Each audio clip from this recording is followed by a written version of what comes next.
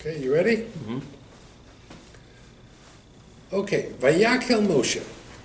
Moshe gathered. The word Vayakel is an unusual word. It comes from the root word hakel. Hakel means everybody. Mm-hmm.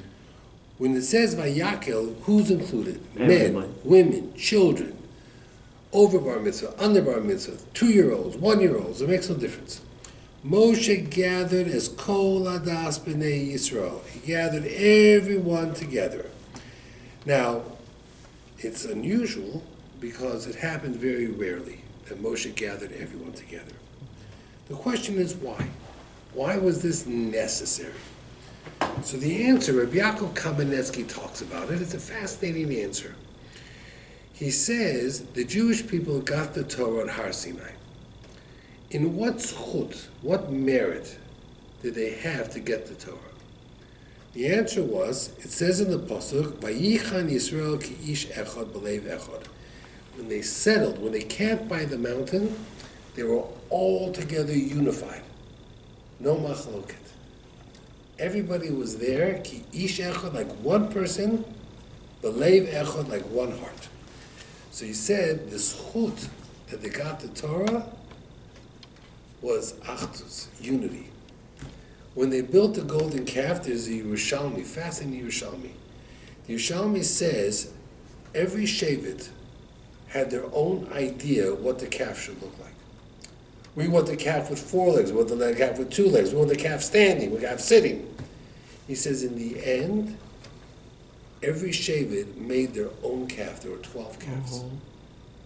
It's a Yerushalmi. The Yerushalmi says, it says here, Yerushalmi Sanhedrin Perek Yud Halacha Lamed Beis, Halacha Beis, Ki Yud Beis Agolim Na'asu. They made 12 different calves. Why calf? Well, I think because one of the images on Hashem's chariot was the calf. What's chariot? The Hashem's, how he moves in Shemayim, they saw a chariot. Mm-hmm. And some people say that Micha threw in this plate that said, Alei Shor, let the calf come up, which was Yosef's coffin, but when he threw it in, a calf came out through Kabbalistic ways. That says that they would say, Zeh, this is your God, Zeh's Gematria 12. So here, the Jewish people were all united. Comes the golden calf, now we have 12 different directions. They're scattered everywhere. Moshe has to bring them back together again. He wants to bring the second set of tablets, the Luchot. So what does he do? They make the Mishkan. The Mishkan is a community project everybody could get behind. When you want to unite a community, you find something that everybody can support. Everybody gave money, everybody worked on it. The Mishkan became the cure, the project to bring everyone back together again. And that's why it says, Vayakel Moshe. Moshe gathered everybody back together. He showed Hashem, look, we're back again to where we were before. We're unified. We can get the second set of luchos. We can get the Torah once again. Haman did the same thing. Haman goes to Achashverosh and says to Achashverosh, I want to wipe out the Jews. Well, Achashverosh wasn't thrilled about that. So what does Haman say? No, you have a nation, mafura, they're spread out all over. They don't get along, they don't like each other. You know, if you killed out one group of Jews in this city, nobody's going to come help them because the Jews of this city said they deserved it. That means Haman presented a view of the Jewish people in the area of Babylon and in Persia as being totally scattered without any unity, without any achdus. How did Mordechai and Esther create unity? They made social programs. Mishloach Monos, everybody's going to give gifts to each other, gifts to the poor. We're going to have Tomchei Shabbos, we're going to have Hatzolo, we're going to have some social programs. And when they brought unity together, they got the Torah again. It says in the days of Purim, they accepted the Torah. We'll talk more about that next week. But it's fascinating that Haman focused on the fact that you can get to Am Yisrael and you can destroy them because they don't like each other. They don't get along with each other. They're always infighting. Everybody's talking bad about the other person. Haman was right. And by defeating Haman, Mordechai realized that's not enough. We got to solve the problem. And that's why he created these programs of Mishloach Monos and Matzonos Levionim. You know, the Rabbi Yaakov Kamenetsky says that the real plan was appoint a king, then take care of Amalek, and then build the Beis HaMikdash, which is what happened. Shaul, Amalek, he didn't do the best job, and then comes the Beis HaMikdash. In the desert, Moshe reversed it. He didn't care that much about the Melech, even though he was a king, and he didn't care that much about Amalek. They fought Amalek once, but that was it. He went straight to project number 3. He built the Mishkan. Temporary, but he had to do something to bring the people together. So it's very fascinating. Parshas Vayakel is the recipe for survival. How do you survive? You survive by bringing everybody together. Now the Al Shech HaKodesh has an interesting question. In the beginning of Vayakel it says 6 days a week you should work, which means a person should have a job, a person should work. And the 7th day is Shabbos. Were they allowed to build the Mishkan on Shabbos? No. They did. They did not. They worked in the Mishkan on Shabbos, but they didn't build it. To build it, no. Once it was built, yes, they did whatever they had to do. So the Al Shech HaKodesh says that doesn't make sense to me. If you're allowed to bring korbanot and cook and do everything on Shabbos in the Beis HaMikdash, in the Mishkan, why can't you build it? Why does one thing have to do with the other? He gives a very interesting answer. He says that the Mishkan was not built by the Jews. Yeah, they pretended to build it. It was built by Hashem. Hashem says, when I build things for 6 days. I don't work on the 7th day. Hashem rested on the 7th day. So if I'm building it, I did the menorah because they didn't know what they were doing. Hashem gave them the chachma. He says, if it's my construction, I don't work on Shabbos. Now, once it's built, and you bring gifts to me, I'll accept your gifts on Shabbos, he says. He says, HaKorbonot he'mase b'nei Adam. The Korbonot were gifts from people that were choshev to HaKadosh Baruch Hu. They could be doche Shabbos, they could violate the Shabbos, they could bring it. But building, that's my job. I did all the building, I don't violate Shabbos. So that was something that I found very, very fascinating. You know, it says later on, maybe we should talk about this next week, Eile Pekudei HaMishkan. So it says, Betzalel did everything Hashem told Moshe. Now, if you were writing it, careful, listen to what it says. It says, Betzalel did everything Hashem told Moshe. That's not really correct. It should be Betzalel did everything that, who told him? Moshe. Betzalel didn't talk to Hashem. So it says, Betzalel did everything that Hashem told Moshe. It should really say, Betzalel did everything that Moshe told him in the name of Hashem. So Rashi talks about that. And Rashi says that Moshe comes to Betzalel and he says to him, listen, we're going to build the Aron and the menorah and the shulchan, and then we're going to build the curtains and the poles and the bases. Betzalel says, hold on here, hold on. Doesn't make sense. You put the menorah first and the Aron first and all these things first. When a person builds a house, do they first buy the furniture or do they build a house? No. First you build a house. You don't buy a piece of property and buy the couch and the refrigerator and the stove and then build a house. What are you supposed to do with the furniture in the meantime? So Moshe says, were you listening when Hashem was talking to me? You're right. That's what Rashi says. Of course, it raises a question. What's going on over here? Moshe didn't get it straight. Moshe tells Betzalel we're doing the Aron and everything else, and Betzalel corrects Moshe, and Moshe says, yeah, you're right, that's what Hashem said. You know, it gives you the impression Moshe got it wrong. That's not a very good impression. We don't want to walk away from this conversation thinking Hashem tells Moshe A, B, and C, and Moshe gets it wrong. What else does he get wrong? You know, that's not a very healthy take from this conversation. So the truth is, if you think about it, the truth is, was Moshe right or wrong in the end? The end, right? In the end, he was right. Let's go tell you why. They started to gather money. Maybe it would have taken them a few months normally to gather all the money and material for the Mishkan. In our case, it took a few days. Then they started to build the Mishkan. When were they finished? When was everything finished?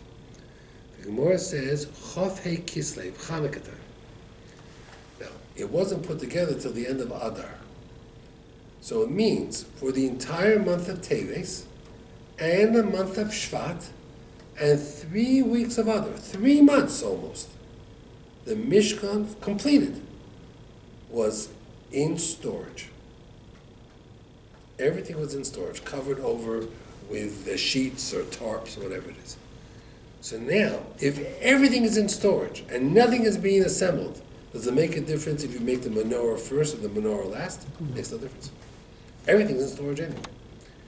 So the truth is, Moshe says, once he saw that everything was being done so quickly, and everything was going to stay in storage anyway, he says, let's build the most important things first.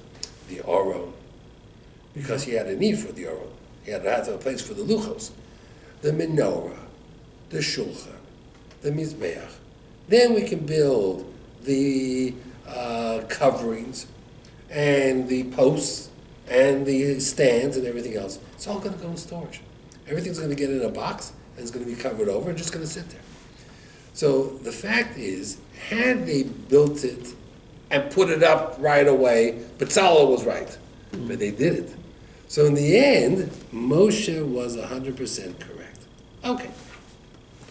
It says over here, Lo savaru eish b'chol moshvosechem b'yom HaShabbos. Do not light fire on Shabbos. Now, the 39 things we can't do on Shabbos. How many of the 39 things that we cannot do on Shabbos is written in the Torah? The answer is only one. Not lighting fire. Nothing else is there. It doesn't say cooking, cutting, harvesting, planting, building. All the 39 malachos we learn out in the Gemara from Halacha LaMoshe Misinai's and from different learnings, but the only one mentioned is fire. So why is fire mentioned? So one answer that's given, Rashi brings down 2 answers. One answer is given is to teach us that if you violate Shabbos, you don't have to violate all 39 malachot. Even one violates Shabbos. Enough. One is enough to violate Shabbos. The other thing is that if you violate Shabbos, the punishment is very severe, except if you light fire. If you light fire, it's only a lav. You get malchos.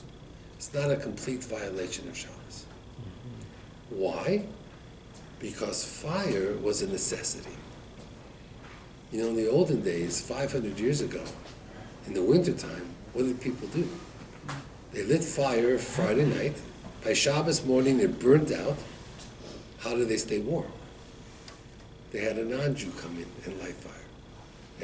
That's how they did it. They hired a non-Jewish person to come in to light the fire. So it says, of all the malachos of Shabbos, the only one the Torah takes out of the death penalty and says it's only for a lav is fire. Lav? A lav means that you can't do it, and if you do it, you get malkot, you get the whip 39 times. It's the only one. Everything else is karet and other things. Why? Because fire was such a necessity. Now the Tzedukim, they took this literally. No fire in your homes. So you weren't allowed to have any hot food. So what do we have? We have hot food on Shabbos. We set up food Friday that it should go all the way till the end to Shabbos. That's where we get chulent, right? We get the whole idea of chulent comes from the Tzedukim said no fire. So we light candles, we have lights on, we have fire burning in our homes on Shabbos because the Tzedukim said no fire. They took everything literally. We don't believe the Torah is literal. We believe the Torah is explained by Chazal, by the Shulchan Aruch, by the Gemara, whatever it is. It says, Lo savaru eish b'chol moshosechem b'yom HaShabbos. Some people say fire means machloket. That, on Shabbos, when families get together, and then you have, different members of the family, and you have the cousins and everybody else, like the Bukharis, they have whole families, so sometimes they get a little bit testy, they argue. So the Torah tells us very careful over here. Lo savaru eish b'chol mosh v'sechem b'yom HaShabbos. Don't light a fire on Shabbos. Okay. Don't argue. What? Don't argue? Don't argue. Try to be nice on Shabbos. Everybody tries to be nice. It says that Moshe made the kiyar. What was the kiyar? The kiyar was a bowl that had water in it, and it had spigots on top and on the bottom. What's the speakers? For water to come out. Oh, okay. Well, what would you call that? That's faucets. Yeah. A faucet.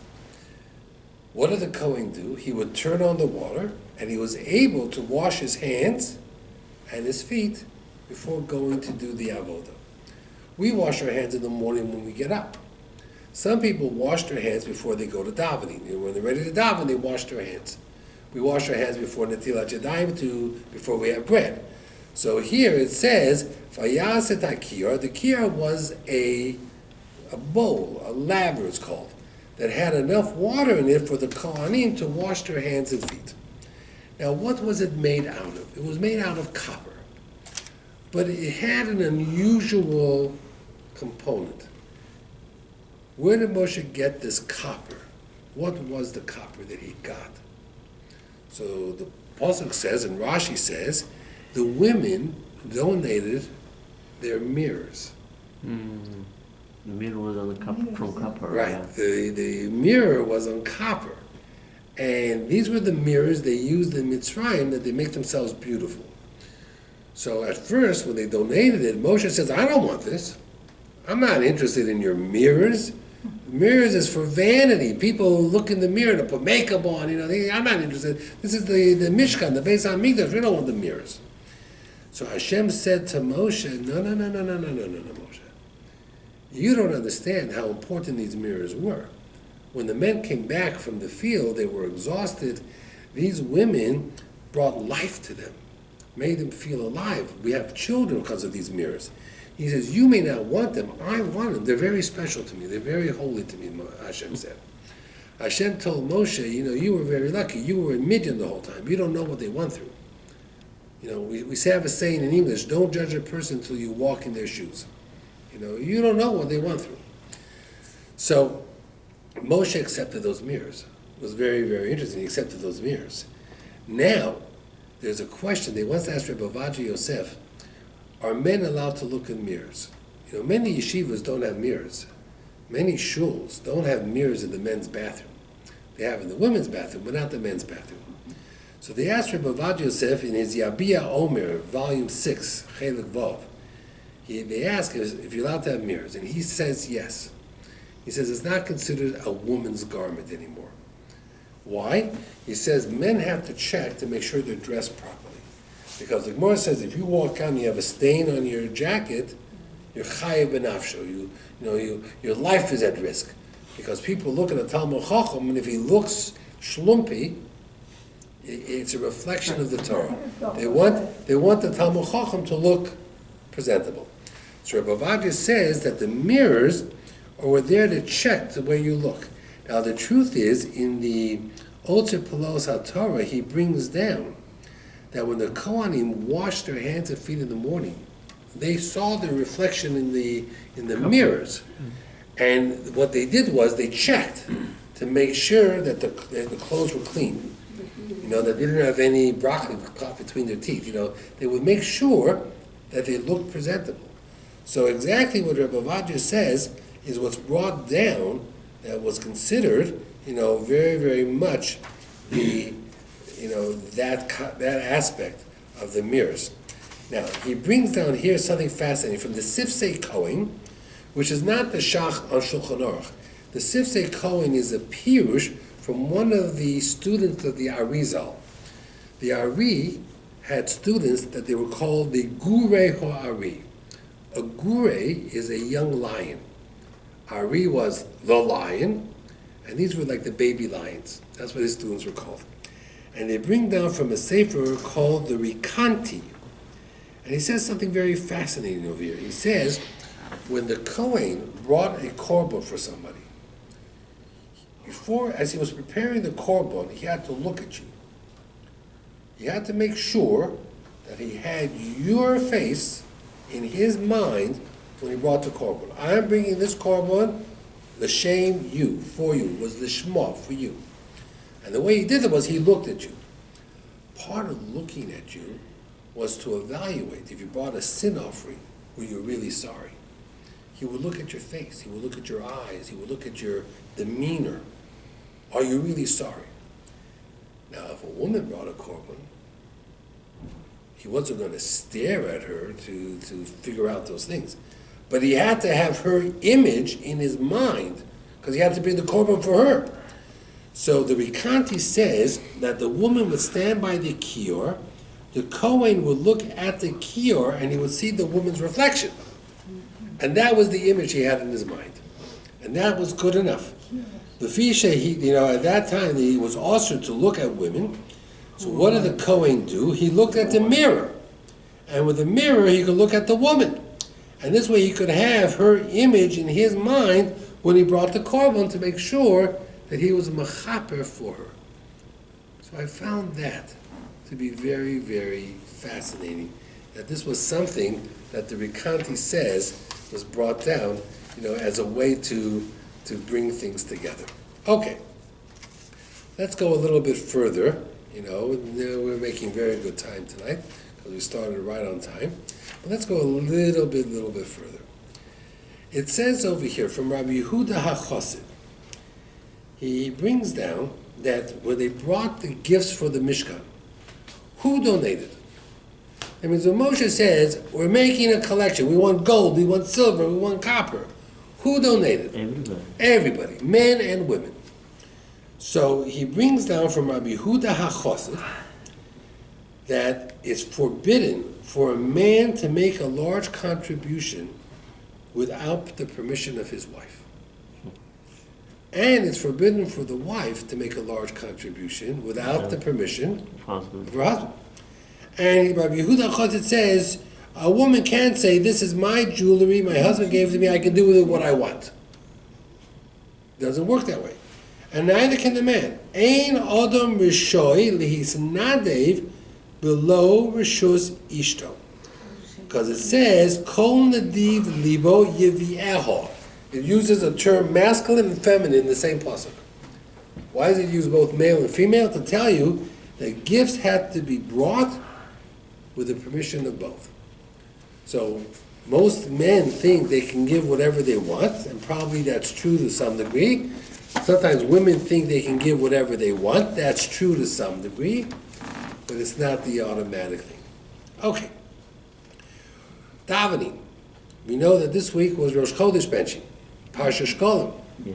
This coming week is Rosh Chodesh. When is Rosh Chodesh this week? Thursday, Friday. Right? 2 days Rosh Chodesh. This Thursday is Rosh Chodesh, Adar Beis. In 2 weeks from Thursday is going to be Purim. Okay. So we know who wrote Shacharis, Avraham Avinu. Who wrote Mincha, Yitzchak Avinu. Who wrote Arvit, Ma'ariv, Yaakov Avinu. Who wrote Musaf? Chazar. So many people say Yosef wrote Musaf. Musaf, Yosef has the same letters almost. The Chidah writes that Musaf shel Rosh Chodesh, the Musaf of Rosh Chodesh, Rochel Imenu wrote. And he says that often when you write something, the author puts their name in the first few words. And he says the first 3 words of Musaf Rosh Chodesh is Roshei Chadoshim La'amocha. It spells Rachel. That's what the Chidah writes in his Sefer Birkei Yosef. Musaf shel Rosh Chodesh Rochel Imenu Tiknuhu. Shetzofa Shisah Beruach HaKodesh. That the women were not going to sin by the golden calf. And because the women were not going to sin by the golden calf, Rosh Chodesh was going to be given to them as a special yontif. Good evening. Rosh Chodesh was going to be given special to them as a chag. Women are not supposed to do work on Rosh Chodesh. And therefore, Rochel Imenu who was the one mother who took the idols away from her father. She made this effort, it cost her her life, but she made a stand. None of this idol worship, I'm not going to stand for it. So she wrote the Musaf for Rosh Chodesh on behalf of all women, that they should be able to daven Musaf Rosh Chodesh, because Rosh Chodesh is given to them as a yontif. That's what the Chidah writes. It's a very fascinating little tidbit of information. Okay. A little bit on Purim. I have some other things, and then maybe we'll have an early night tonight, although I did have some other stuff to talk about with you. It says, the Gemara asked the question, where do we know Esther from the Torah? So the Gemara says, there's a pasuk, Ani haster aster poneh, I'm going to hide myself. That almost spells Esther's name. Okay. Mordechai, where is he in the Torah? It says Mor Deror. We talked about that last week. The Targum translates it Mordechaya. It's a type of a spice used in the Ketores. Mar is 240. Deror means free. Free from the influence of 240. 240 was Amalek. Amalek is Gematria 240. Then the Gemara says, where's Haman's name in the Torah? So the Gemara says, we go back to Bereshis. Hashem says to Adam, Hamin ha'etz, did you eat from the tree? The tree of knowledge, did you eat from the tree? Hamin, Hey Mem Nun, is Haman. So Reb Aaron Kotter, in his Sefer Mishnas Reb Aaron, he says, what's the connection between Haman and Gan Eden and the tree of knowledge? Like, what's the connection between the two? So he says something very interesting. He says, everybody in the world bowed to Haman. Everybody did. One person didn't. Who's the one person who didn't? Mordechai. What happened? What was Haman's reaction to that? He was filled with rage. He was furious. What did people say to Haman? What do you care? The whole world, 6 billion people bow to you. One old Jew, who's probably crazy, doesn't bow to you. Does it really make a difference? Think about the 6 billion who do bow to you. Drove him crazy. Where do we have an example of that? In Gan Eden. Hashem says to Adam and Chava, there are hundreds of trees, thousands of trees. You can eat any one of them. There's one tree you can't have. One tree. What was the one tree they wanted? The one they couldn't have. That's Haman. If I would say to you, you can eat whatever you want. The only thing you can't eat is an apple. Would it drive you crazy that you would have to have an apple, that you would violate that? Yes. It would drive you crazy. Me, I would think there's enough fruits out there, and vegetables, and everything else. I'd be happy if I didn't eat an apple. Months go by, I don't eat an apple. But the minute you say to a person, you can't have it, he wants it. Okay? So you want to know where you have Haman in the Torah? Gan Eden. The same Adam and Chava, who could eat whatever they wanted what they couldn't have. The same Haman, who had everybody bowing to him, wanted the one person who wouldn't bow to him. What's the lesson you see from this, of course? The lesson you need to see from this is that a person has to be happy with what he has. That means a person shouldn't be thinking all day and all night what I don't have. Why don't you count all the things you do have, and you won't be so focused on the few things you don't have. I mean, that's really the lesson that has to be learned. Okay. The Purim story, just as an overview, the Purim story. Before the Purim story, and after the whole threat with Haman, and Hashem saved us, etc., etc., etc., and the end of the Purim story, what changed? The truth is, absolutely nothing. Before the Purim story, who was the king? Achashverosh. What was the status of the Beis HaMikdash? Destroyed. Where were the Jews? Galut, exile. After the Purim story, who was the king? Achashverosh. What was the status of the Beit HaMikdash? Destroyed. Where were the Jews? Galut. Nothing changed. Rabbi, this was after the first destruction of the first First Beit temple. HaMikdash, correct. It was before Hanukkah or after Hanukkah? Hanukkah was 200 years later, Also, it was before Hanukkah. before Hanukkah, by 200 years, Okay. maybe even 300 years. Hanukkah was on the second. Second, towards the end of the second Beit HaMikdash. So what changed? The situation in the world was exactly the same before and after. The answer is, you know what changed? We changed. We changed. Because before, when someone would have asked the average Jew, where is Hashem? He would have said, I don't know. Not here. He's hiding. I don't see him. After the story of Purim, if someone would have asked a Jew, where is Hashem? He would say, he's right next to me.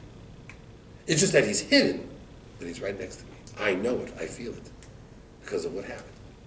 That means the only thing that changed is we changed. Purim is about we changing. The world didn't change. Purim is going to come, Purim is going to go. Who will be president of the United States? I assume it'll be Trump. I mean, you never know with the Democrats these days. But without talking politics, I assume it's going to be Trump. Will there still be some ISIS in the world? Yes. Will Afghanistan still be Afghanistan? Yes. Will North Korea still be a threat? Yes. Will Netanyahu still have a hard election to win? Yes. So what's going to change before and after Purim? Absolutely nothing. The only thing that can possibly change is us. We can change. Now, I had a lady in my office on Friday. She told me a fascinating story. A frum lady. No, a frum lady, always frum. She wears a sheitel. She was in Eretz Yisrael a few years ago when the Scud missiles were falling. And she was in a taxi. And this taxi driver had an earring here and an earring there, wearing bling, jewelry. He had a bunch of tattoos all over him. You know, and she wanted to know, is it safe to go, let's say, to the Morat HaMachpelah? To the kever of Avraham Yitzchak Yaakov. So the taxi driver says, Beta, sure it's safe, what's the problem? So she says, I don't know, all these Scud missiles and everything going on over here. She says, I'm worried. She says, I don't know if it's safe. So the taxi driver says, you know what your problem is, lady? You have no emunah. Now here's this lady. She's a frum lady, right? Her kids go to Beis Yaakov. She's a teacher. She's wearing a sheitel. This taxi cab driver with all his tattoos saying to her, lady, I got more emunah than you. I have emunah, you don't. So she said to him, excuse me, Ani Datiya, I'm a frum lady. I have much more emunah than you. He says, no, it's not. No, you don't. You know what you believe? You believe God created the world 6,000 years ago. And you think like you lived 6,000 years ago. That's all you think about. You talk about God. Who's God? He created the world. I got it. But you're afraid. If you believe God who runs the world, then it makes no difference if you stay in your hotel, or you're walking down Rehov Yafo in Yerushalayim, or you're in Tel Aviv, or you're in the Moras HaMachpelah. Hashem runs the world. If Hashem loves you, He'll love you no matter where you are, and you'll be protected. You believe that, you have emunah. You don't believe that, I have more emunah than you. But you can't put yourself in a sakana. That's what I answered her. I answered her that having emunah is not an excuse to making poor judgment. You have to have the shvila zahav. Right, you cannot just jump off the Empire State Building. But what this taxi cab driver was saying was still a fascinating thing. He was saying, as an Israeli, I don't think about every time, I'm not afraid of my shadow, I don't jump every time I hear on the news the siren go off. That means I have overall emunah that whatever will happen, good, bad, Hashem runs the world and Hashem is in charge. Your reaction is, I control what's going to happen to me if I make good judgments. So who has more emunah? I do. The guy with the tattoos and the earring has more emunah.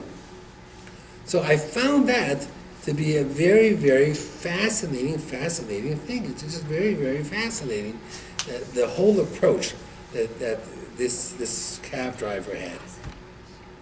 And this lady, she told me a very interesting story.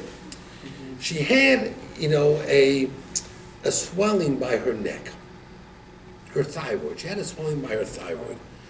So sometimes it could be cancerous. You have to be careful. So she went to a doctor, a specialist. And the doctor said, I see those type of things all the time. It's nothing. Forget about it. It's nothing. Okay. So she says to the doctor, I still want a biopsy. They'll make a biopsy. No, I'm not going to make a biopsy. She insisted. They made a biopsy. When they did the biopsy, it takes a few days till the results come back.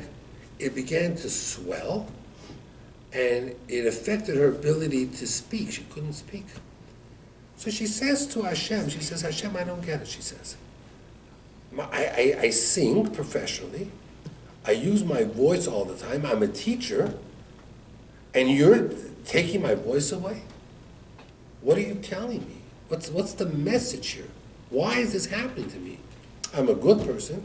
I'm a good teacher. This is what I do for a living. And you're making it impossible for me to do my job. I don't get it. Why? A few days later, the doctor calls her up to come in for the results of the biopsy. And he said, I got to tell you something, I don't understand this, but we found cancer cells. And I'm saying to you, I've done thousands of these, none of it is ever cancerous. And she had this big smile on her face. So the doctor said, did you understand what I just told you? She says, I understand. She says to her husband, the doctor says to the husband, I don't think she understands what I just told her, because nobody smiles when I tell him this. So her husband says, why are you smiling? So he says, now I understand why Hashem did this. That means, had Hashem not made this so painful and so difficult, I would never have pursued it. Mm-hmm. But now I pursued it and I found it out, so now they'll take it out and she's cancer-free and everything else. He says, but listen, I understand. I had a question, why is this happening? But now I don't have that question. I don't have that question, of course I'm happy. I got my answer.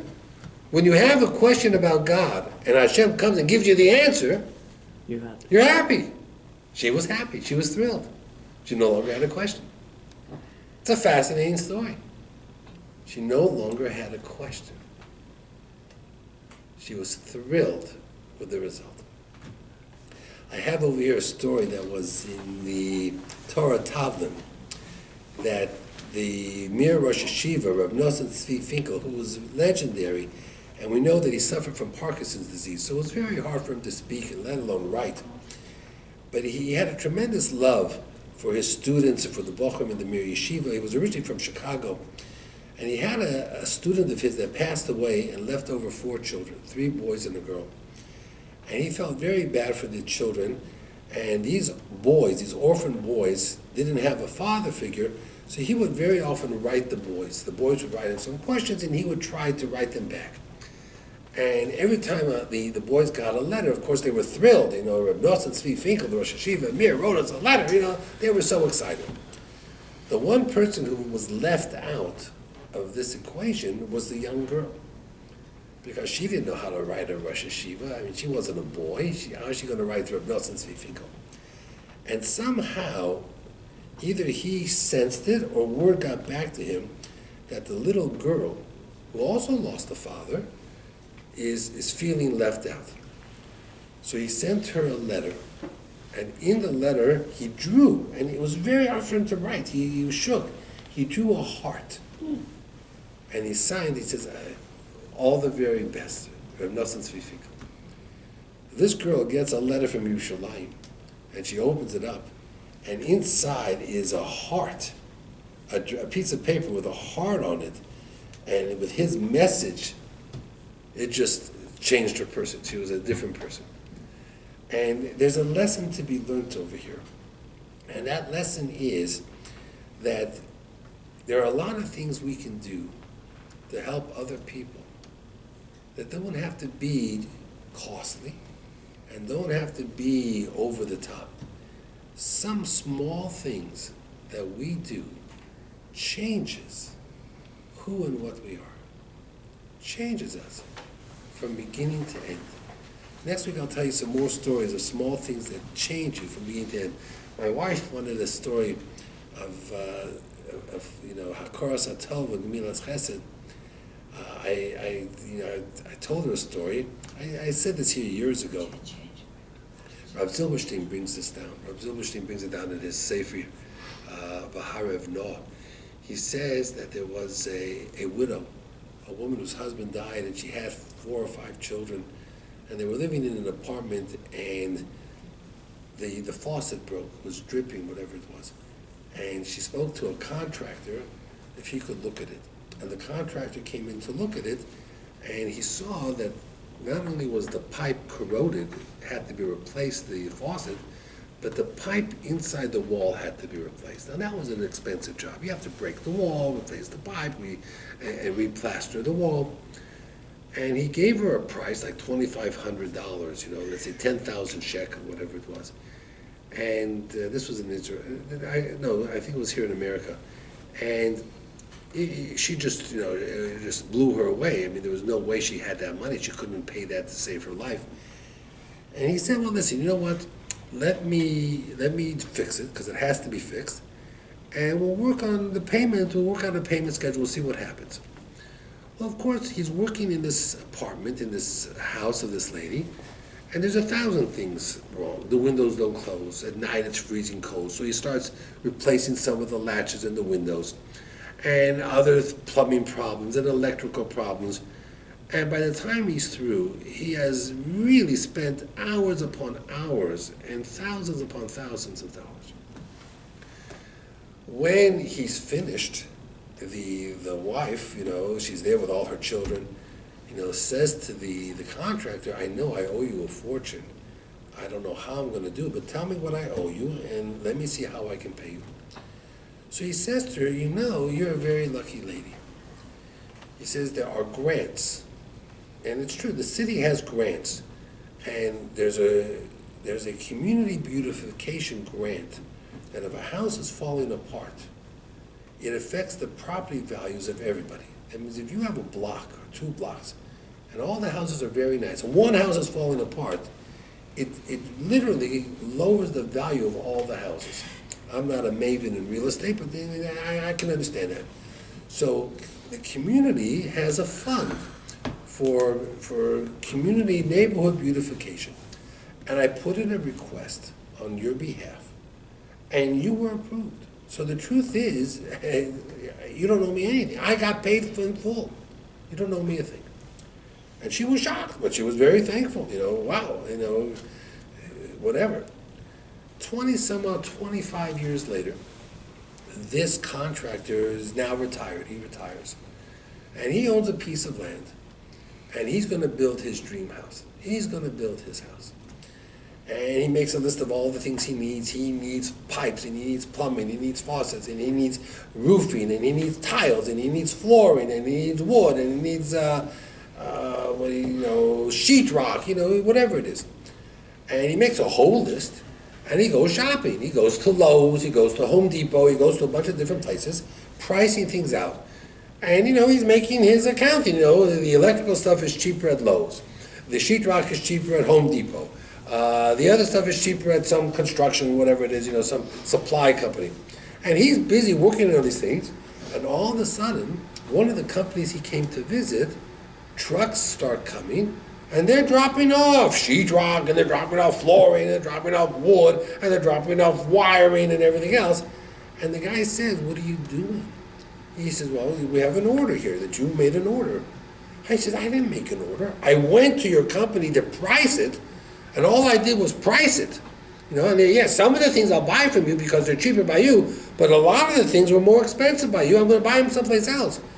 He says, well, it's not a very big thing between order and getting the cost, just pricing it and ordering it. The 2 buttons are right next to each other. So, mistakes can happen. And what do you want us to do? Well, I want you to take it all back. He says, well, we're not taking it all. We just unloaded the truck.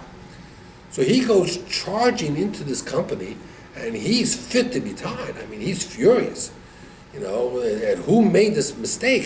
Take it all back.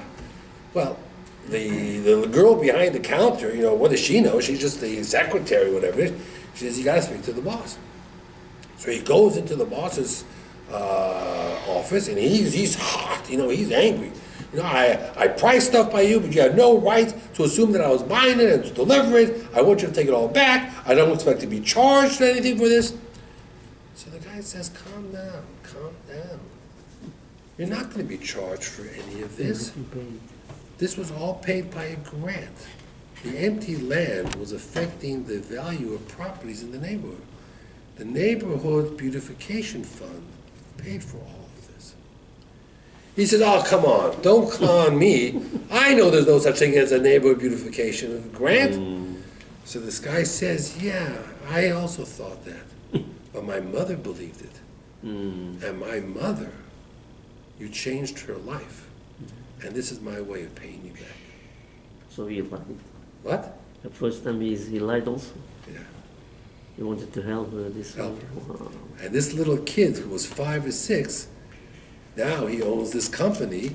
He's very successful. And when this guy walked in, he says, here's an opportunity to pay him back. That's Hakara Satov. That takes something. Okay, we had some questions from last week that we have to answer. The first question, listen to this question. Someone asked me this question.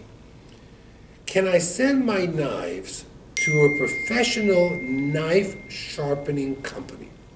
There are companies that sharpen knives professionally.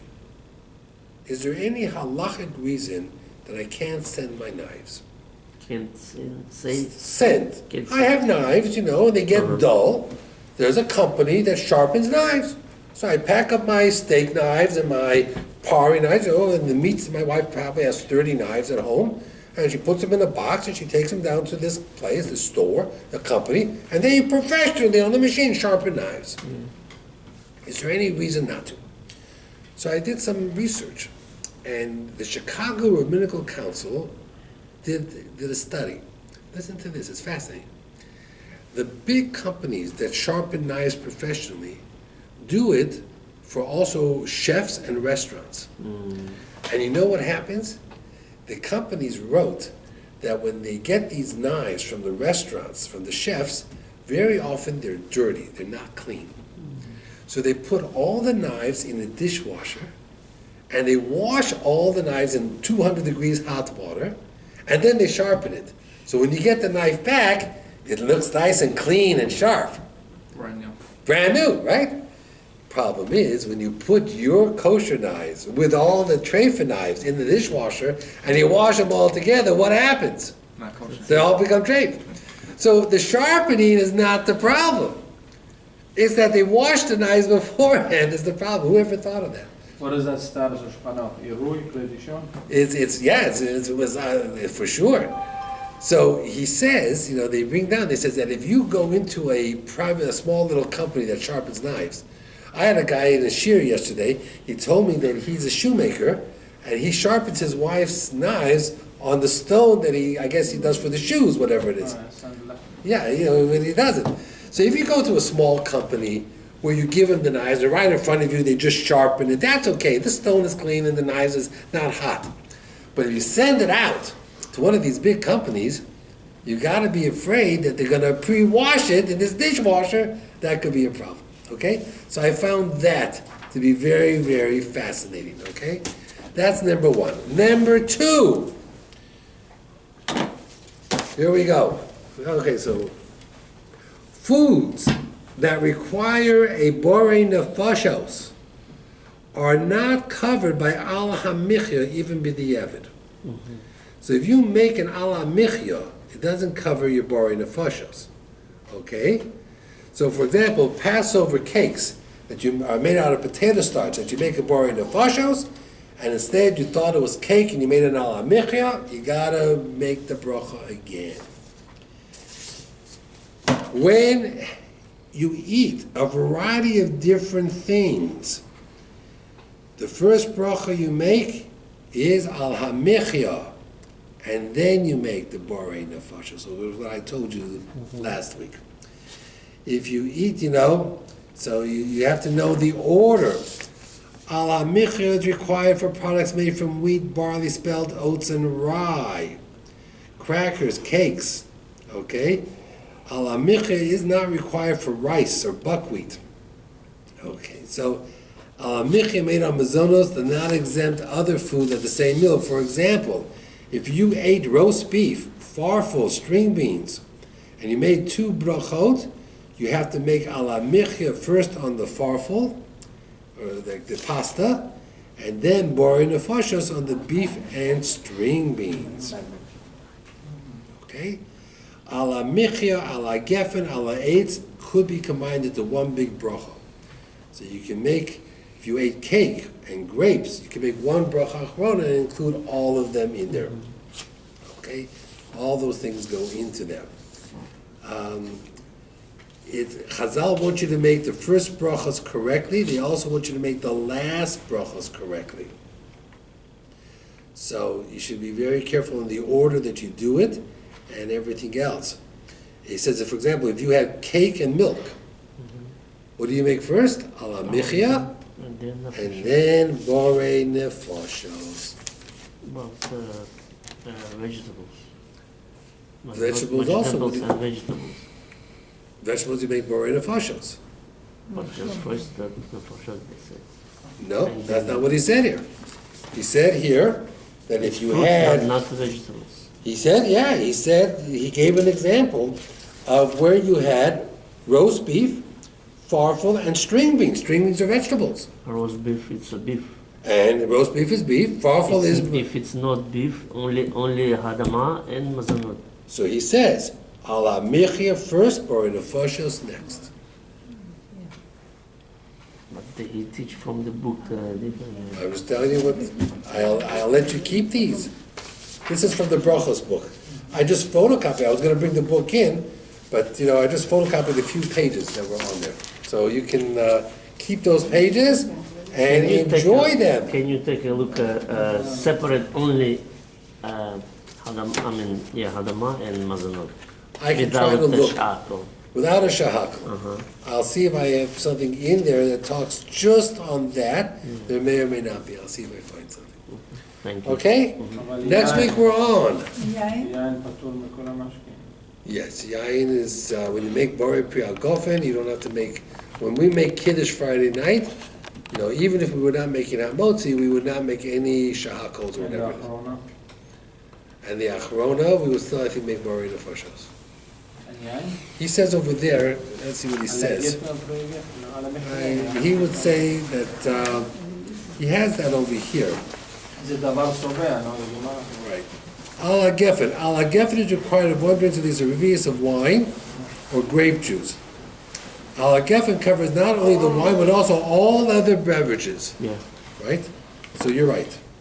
If one drink a revius of grape juice, drink a cup of soda, he does not make a separate borei nefashos, he just makes right.